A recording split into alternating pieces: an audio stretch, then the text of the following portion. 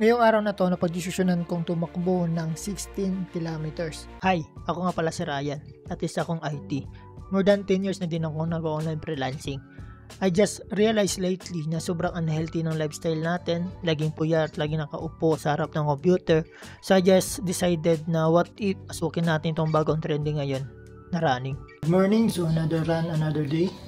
So yung gagawin natin ngayon ay tatakbo tayo ng 16 kilometers. So it's 5:16 in the morning. So hindi tayo isang saging. Ito yung mapufuel sa atin sa ating long easy run day. So yung target pace natin sa easy run is 5:40 to 6:20 something. Then magta-try tayo ng threshold naman kung pauwi na tayo.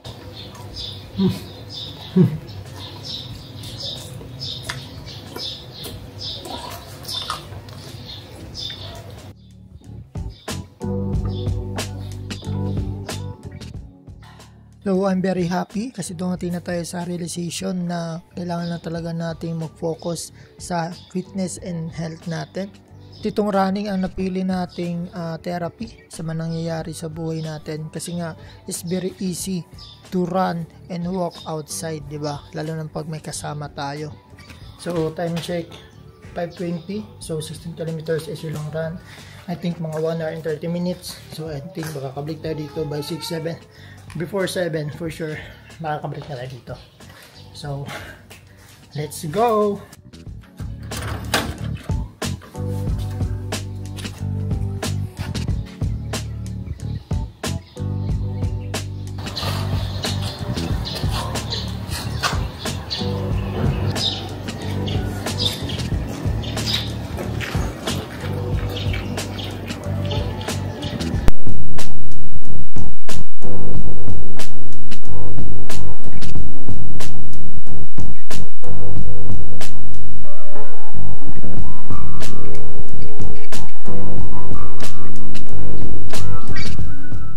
Yo! So ayun guys, update lang tayo. So for this training, 16 kilometers did not finish tayo guys. So di ko inasahan na yung pabalik natin around 10-11 kilometers.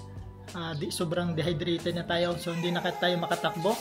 So I decided na mag-commute na lang pa uwi. So we just finished around 14 kilometers. So hindi man natin natapos yung training natin, but that's the purpose para ma-check din natin kung ano yung capacity ng ating katawan during that long run. So ayun nga, I'm discouraged kasi nga hindi natin natapos, but lesson learned na lang din kasi nga for the next run natin, for sure dapat kailangan natin magdala ng tubig at syempre pera. So I think hindi lang din kasi tayo nasanay kasi sa mga fun runs, di ba, merong water station every 2.5 kilometers. So yung training natin kanina, 16 kilometers straight, wala tayong dalang tubig, wala tayong pera. So hindi na-expect na ganun pala kasama pag na-dehydrate ka during the long runs.